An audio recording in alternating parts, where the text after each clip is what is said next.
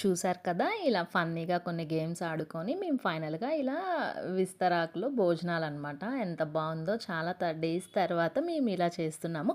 ఫైనల్గా అంత్యాక్షరితో డేని ఎండ్ చేసాం. ఫన్నీ అంత్యాక్షరి అనమాట. హ్యాపీ లైక్ చేసాం.